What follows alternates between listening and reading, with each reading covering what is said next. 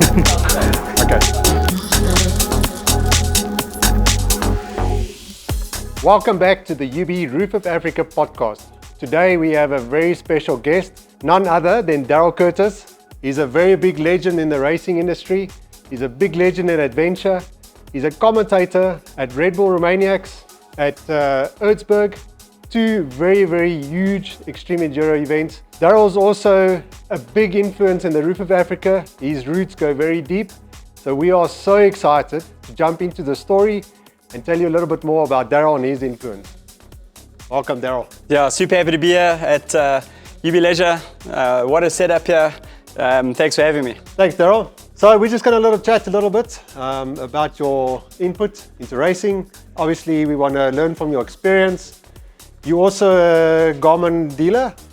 Yeah, so I've been involved with Garmin for a very long time. Bit of a side hustle, but I've still got access to Garmin, and of course we distribute the J-mounts. So a lot of you guys are using the J-mounts, single and double mounts, and still my old trusty favorite is the E-Trax, the 22X and 32X, which we'll be talking a little bit about just now. Yeah, we're going to dive into GPSs, how to set them up, what's the importance. But Darryl, first, let's get to know you. You've been involved with racing for a very long time. We've won multiple national championships. You've done the roof, you've done international events. Tell us a little bit about your love for the sport. Where did it start? Sure, passion. Where did it start? I think back on the plot. Delivered newspapers and whatnot, and I got enough money to go buy my first bike, RM80, rode around on the plot. Got into racing, raced for 38 years. Met you along the way. We were teammates for a long time. I raced for KTM for 18 years. We had so many good years. You know, it's got so many good memories. Darryl, and then you are quite big in adventure. I mean, you've built a monster of a touring truck. You love to go into Botswana, and what does that do for you, and what sparked that interest? Well, I think it's freedom, and I think that's why we ride bikes, dirt bikes. We always got the debate about motocross and about off-road and enduro and extreme enduro, and well, quite honestly, the dirt bike takes you to places where you can't go with anything else, unless you're hiking. So I think the motorbike definitely brings you freedom, and the 4x4 and the overlanding brings you freedom. You get away from people, you get away from your cell phone, and you're riding in some of the most beautiful places that you can ever imagine. And again, people go overseas for holidays and things like that, but we got so many beautiful places right here on our doorstep. So the motorbike takes you there. Darryl, you've raced the Dakar a couple of times. You've done, like we mentioned, racing in South Africa. You go to in the middle of nowhere to go take your van and camp in the wild. What would you say is your favorite adventure? Yeah, I think being like really remote, where you're out of touch with people, you got no cell phone signal. When it gets a bit risky and sketchy, I think I really enjoy that. And I think like hard enduro, when you're out there and you're facing the elements, the challenge of the hard enduro and the like-minded people in the sport. So I think our sport is definitely a risk-taker environment, and in business as well, you meet a lot of risk takers in business, entrepreneurs and things like that. So I think the whole ecosystem and the community is it's very much an entrepreneurial risk-taking environment, which I enjoy. And Darryl, obviously we're going to chat about the roof and GPS and all that. Let's chat a little bit about your involvement, your history, where it started, and what does Roof of Africa mean to you? I mean, you've raced how many times? Yeah, 21 roofs later. I think my first roof was around 1991 on a KDX 200 back in the day. But the roof was very different to what it is today. And, it was like back in the day, it was like the Star Roof of Africa. It was this massive event. And even though through all my years of racing, it didn't matter how well you did in the championship, whether it was a national off-road or national enduro championship, it was always about your last result. It was about the Roof of Africa. And the Roof of Africa was always the race that determined the sponsorships for the following year. It was always about, you could win the national championship, but if you had a bad roof, then, so like the roof it was all about the roof. Yeah. And the race evolved from long roofs, 500 kilometers a day in Lesotho. And I don't care how you spin it around, that it was easy. But I mean, when you bring 6 tanks of gas in Lesotho in one day, that's got extreme. A different kind of hardness. And then watching the roof evolve over the years, shorter distances when the more extreme enduro came into it. And now you've got days of 100 or 150 kilometers. So the dynamic has changed completely from where it but still a massive iconic event that is a big part of who we are with a 50-year history. So it's massive. Yeah. Daryl, this year it's becoming an international event where it's part of the World Championship Series. What would you say does that do for South Africa? Well, the roof has always been an international event. You know, from the beginning, we had the likes of Heinz Kindergartners and all of the internationals, Dirk van Zitzewitz, all those guys over the years. So in my mind, the roof has always been on the international that's true. Platform. But, you know, having them back this year, you know, with the being part of the World Championship, it's huge because you are going to get the best riders in the world coming. And what it does is it helps uplift all the rest of the South Africans. You can then see where you position on the world stage. If you haven't had a chance to go compete at all the hard enduro races around the world, then you can come and do the Roof of Africa and see where you fit in amongst the pack. And obviously, staying on the topic of the Roof of Africa, you've won the roof multiple times. In the past, we never used GPSs. I mean, they did mark the routes, but it was all with paint on the rocks. Sometimes it was difficult to mark in the lowlands where there's no rocks. What would you say was the challenge back then, having no GPS form of navigating, following markers, navigating the terrain yourself, not getting lost on the different paths? What was that like? Well, I only won the roof twice, you won it 3 times. Don't forget. You're a legend in your own right, so yeah. Look, back in the day, there was no GPS, no cell phones. I'm giving my age away. But it was all paint. And, you know, often you'd get into an area and the locals would have turned a rock around and the arrows pointed the wrong way. So we got lost like so many times. It was a real challenge to find your way. And now as things have evolved, a lot of the races are becoming almost like rally style races where they're doing away with all the markers and all the paint. So you're totally reliant on GPSs. And when we started, we used like the Garmin Trax 201 and 301. And of course, when you got into a forest, for example, like in the middle of Romaniacs, and then you'd lose signal and then your arrow would stay still. And you'd lose direction, and then you used to try to find a clearing, and then you get the arrow to start working again. So, like, I experienced the beginning of GPS in our sport, and then less and less marking. And now, of course, you've got like a really good GPS, like these 22Xs and 32Xs, the Garmin's work really well. But what I see is a lot of people don't know how to use them properly. Yeah. And I saw it at this last roof. I was out spectating, and there's some simple little tricks. One guy in particular went the wrong way, and if he'd had just had his arrow on, for example, he would have found his way. That's very true what you say there. I mean, a lot of guys have GPSs, they don't know how to read them. Maybe you can give us a little bit of an idea. Obviously, you've done Dakar, where you're following a cap heading and a road book. So it's navigating, but it's not a GPS that gives you the way. Maybe explain us a little bit, how does that work? How do you guys navigate at that speed and still calculates where your navigation is and where you need to go? Yeah, so I think rally is a completely different sport, and I think it's really difficult to interpret the road book and read a piece of paper and then like put it into what you're seeing and what you're riding. And what I found with the pros, they would be able to look at, like, we call them tulips, your instructions, 2 or 3 tulips, and already then like have a look at that, and then immediately the brain would know exactly what to do. We're going down, there's going to go around this tree and we're going to turn left at the end. And a lot of people struggle with that, with the pace, because you're going so fast. You keep looking down at like instruction by instruction. But the pros can literally look down there and immediately know what's coming up. And then like after doing rally and you jump back onto a dirt bike and you start looking at the GPS, and we're very spoiled because now all of a sudden you've got a solid line on your screen. It becomes like super easy. So we're pretty spoiled with this. Daryl, on that, on being spoiled with a GPS that gives you a line, let's give the Oaks, if you can share your experience, what is the right GPS for the roof? You know, if the guys want to use it outside of the roof, guys that don't have a GPS, they're doing the roof, they need to go buy a GPS. What would you say is the best GPS for the roof? And also something they can use outside of racing and roof. What would you say is the best one? Well, I would say like the Garmin, the Trax 22X and the 32X. The difference between the two, the 32X has got an electronic compass and barometer. So basically when you stop, then the 32X will still keep a true direction on the arrow, where this one will freeze, the 22X. So that's one of the key points. And outside of racing, I mean, you can put this in your pocket, you can go hiking, you can use it for measuring farm boundaries, for all kinds of different things. And then putting it into software back onto the PC, like a Basecamp or a map source. So yeah, there's tons of stuff that you can do with these GPSs. Daryl, I see you've got a single and a double J mount here. There's a lot of questions that come up around the roof. Do I need one GPS? Do I need two GPSs?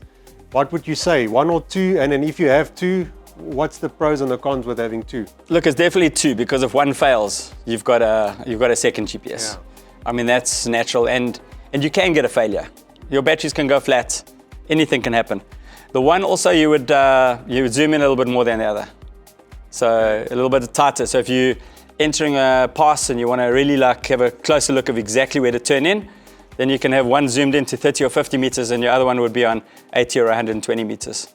And then when you say you zoom one in and you zoom one out, I know in our past, the racing the roof, and a lot of guys, when they go train there, they would say, you know, when you start going on off campus and those cattle paths go up and they go down, your GPS shows you go straight. What would you say? What's the best, to go up, go down, or like a little bit of experience there? Yeah, I think definitely just to have a keen eye. If there's any slight deviation on the line on your GPS, then you know. It'll quickly tell you whether you should go up or down. You pay close attention. If one is zoomed in a little bit more than the other, the minute you're off that line, it's going to tell you. And a lot of people don't pay attention, or they follow somebody else. And by the time they realize they're wrong, it's like 500 meters later. You've got to turn around and come back. So you would recommend guys that think, I'll just follow the guys, rather get a GPS? No, stick to your GPS. So many times the guys have made a mistake and you just turn off over here, and then you just such a big advantage. So I think like a lot of guys should make their own tracks on MapSource or Basecamp. It's very easy to do. And like at DeVault or wherever they live in South Africa, and then they must just go practice every single weekend. It's one thing being fit and being able to ride up the mountain, but if you don't know where you're going, you're going to lose time. So I would definitely make my own tracks and go practice, go ride it every weekend. So you would say it's good for the guys to get GPSs now and start training with them, ride with them, not just get it for the roof? No, 100%, especially the guys that are starting out, just to go and buy a GPS and get the track loaded. So there's so many tricks that you need to know to set your GPS up in the correct way. That's could make or break your roof. And I've seen it from some of the pros. Yeah. Daryl, off the topic of GPSs, you've commentated at Erzberg, Romania. What's it like being amongst the world's best of the best and commentating on that? Yeah, it's pretty cool. I still represented Dakar in Southern Africa, so like if anybody wants to go, I can help them get on the right track. And then with like races like Erzberg, it's so much fun because I go connect with all my old friends. I've been every year for the last 20 years or so, and it keeps me involved in the sport. So it's... You've raced Erzberg, you've raced Romaniacs. How's it changed from then until now? Is it still the same? Has the level gone up? I mean... Yeah, the level keeps going up. I mean, some of the stuff that they're doing now is ridiculous. And I don't know if it's good or bad, and where's it going to end? Because some of the stuff is actually like way too dangerous. Yeah. You can see now at Romaniacs, the guys losing control of the bikes on the downhills, big ledges, big drop-offs. So I think there's a limit where the organizers have to still say, right, okay, it still has to be rideable, but the riders keep on pushing the envelope. So they make the impossible possible, and it puts the organizers in a position now where everybody, for their event, they have to try and figure out the level. And a lot of the organizers can't ride themselves, and then a lot of the time they're like guessing, and they'll obviously pull in pros in the different countries and the different regions to come and, like guys like Mike Skinner, for example, will be a good gauge. Paul Bolton will be a good gauge of what's rideable and what's not. Yeah. But I think it's becoming more and more difficult for them to try and set the level for the event, because they can also very quickly ruin their event. Yeah. I think that's what makes these top riders get better and better and better every year. It's exactly like you say, the organizers, they put in impossible stuff. These oaks, their skills get better. What would you say with the roof being part of the World Enduro Championship? Is that going to up the level and the quality of the roof of Africa being part of the World Championship? or you think it's going to take away from the local guys? Would it intimidate them to do the roof, or is that going to encourage them to go and rather spectate the roof or go race it, be part of it? No, I think the guys should go race the roof, definitely, because you've got different classes, iron, bronze, silver and gold, so they can set their own level, their own pressure. Where do I want to ride? Do I just want to go and have a fun ride and ride iron, or do I want to challenge myself? And I think that's the biggest thing, the people want to challenge themselves. So I just hope that I think the roof this year will be a lot different to last year's roof. I think they learnt a lot, and I really hope that they go back into the big mountains this year. With Graham McLaughlin as a route director in that. Graham has been racing with us for the last 30 years. And if Graham doesn't know where to take the roof, then nobody will. Yeah. So I really do think that I'm very hopeful that the route is going to go back into some of the big iconic passes of the past. Daryl, someone like you that's been involved with international top riders, who would you say is going to win this year at the roof? Is Manny coming? He's coming. Yeah, look, Manny at the moment is like untouchable Billy, but local knowledge. Wade Young, it'll be hard to topple him. He's won it more than anybody else now, and he'll be the one to beat. Well, Daryl, thank you so much for sharing your experience and your knowledge. Before you go, there's a couple of tricks that the guys need to know on the E-Trax. Please, okay, share that, please. Right, so a couple of things. The first thing that I would do is I'd change the batteries. So we use lithium-ion batteries, and we change the setting to a nickel-cadmium setting. So if you go into, it's either under system or under settings, it'll be either alkaline or NiCad. You'll change it to the NiCad setting and put lithium-ion batteries in. Then we leave the backlight on permanently. So you've always got a bright screen. Okay. Then the second thing that I would do, I would go into the map page, and you would then delete all the maps. Okay. So they all come with the clutter. Okay. So all I want a blank screen, and I want to see a line on the screen, and I'm following the line. Okay. So you'll take off all of your topographical maps and everything else, because you look at it and you've got contour lines and roads. Okay. So disable all the maps. Okay. That's number one. Then you'll go into, remember when you're riding, you bump the toggle switch. Yes. Your screen freezes. Okay. A lot of you guys that are riding for the first time, you're going to be riding, you want to clean your screen, you're going to bump the toggle switch, your screen is going to freeze. Yeah. Press the back button. Practice this before you go to the roof. Yeah. The next thing that I would do is I would change my page sequence. So if you press the back button repeatedly, you'll see that it gets stuck. There's only one screen. I would then go into the menu, go to page sequence, and I would add in trip computer, map, track manager.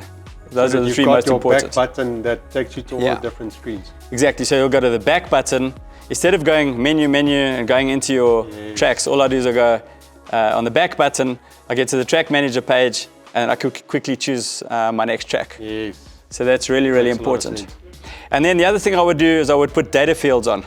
So on the map page at the top, you'll have two screens there, two little options, which you could put distance on or distance to next, for example. Yeah. And then the most important thing, guys, put your pointer on. That's an error. So it happened in last year's roof. I was telling you about it. I got to a place, there was a junction with no marshal. Yes. So like picture a figure of 8. Yeah. Okay, so now you get there, there's no marshal, or it could be like a road crossing or any common place where the route comes close or it touches. Yes. And then if you don't have the pointer on, you won't know which way to go. Oh. So if you're navigating the track, your line is purple and you've got your pointer on, the pointer will show you the right way. So there might be a route crossing over the route, but you must then follow your pointer. Exactly. And the place last year, there was no marshal there, and then the guys were just arriving and which way do I go? Okay, so they went the wrong way. They went the wrong way.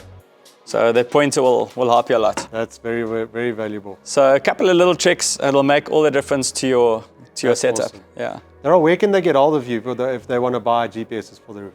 They can get a hold of us at Bandit Bike Graphics or Curtis Mobile. We've got a website. My number won't be difficult to find. But yeah, we still sell Garmin's direct and also the J-mounts. If anybody needs help for the roof, I'll also help you set up your devices. Come and visit, come have a coffee.